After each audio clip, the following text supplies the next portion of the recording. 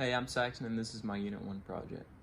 So the first question is, why did the author / work / literary movement inspire you? And Jack London's To Build a Fire inspired me because I'm just a big nature loving guy. I love to hunt, fish, camp, just about anything outside I love to do. And then what did I create? I created a painting from a scene of To Build a Fire.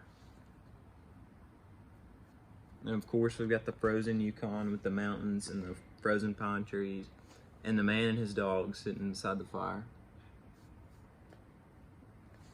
The next question is, how does your presentation represent the author or the work? And this painting represents the work because it shows the moment of success the man and the dog had just before tragedy. So the man and the dog are struggling, they're freezing cold, and the man really struggles to build this fire. And the dog depends on the man to build the fire because he's the fire provider. And so once they have it set and they're both sitting around it getting all warm, it's just a really happy moment in the story for both characters. But Jack London throws you for a loop when he makes the snow fall from the tree and makes their success into a really straight failure. Okay, the next question. Why did I select this medium or format? And I selected a painting because when I was reading the story, all I could picture was the frozen Yukon in the background, and this really just came to me. Okay. What materials did I use? Obviously I used a canvas and just assorted paints. And did any of the color, sounds, objects represent anything in particular? So one thing about this painting that represented is I painted the man and the dog black because in the story, their background is very vague and we're never told a name for each of them. It's just the man and the dog. So I thought it would suit them good for them to just be black and nothing specific or detailed. Placement. Why did you place X in the center of Y? So I placed the man and the dog in this white space to show that they're on the trail, you know, in all this woods.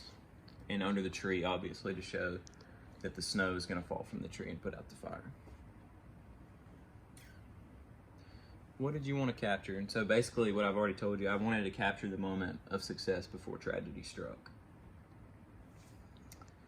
Are there any modern day examples represented in your project? Examples that parallel the author, work, or literary movement? So there's really not any modern day examples because I painted a scene from the short story, but there is a bit of symbolism. So I would say the fire kind of represents life because in this story, it's thrown for a loop when the snow just drops on the fire, like the two characters are not expecting that at all. So in real life, that's just like events that happen to us daily. They're always springing up, catching us out of the blue. And in the story, the fire also represents the character's life because they're both depending on it for warmth. Okay. And did the author, work, literary movement hit home to you anyway? So To Build a Fire did hit home to me because growing up, my dad was a big outdoorsman and he taught me everything. So I've actually got a pretty funny hunting story. So when I first started climbing, my dad had always told me that on my climber to always tie my bottom piece of my climber to the top. And if you don't know it, a climber is two pieces where you hook your front piece on and you hold on to your arms, and your bottom piece, you put your legs in it. You basically shimmy up the tree. So he told me to tie the two pieces together, but of course I didn't. And the first time I used it, I went out and he left me alone, of course. So I started climbing up the tree, and then I dropped my bottom piece, and I'm already 15 feet up in the air.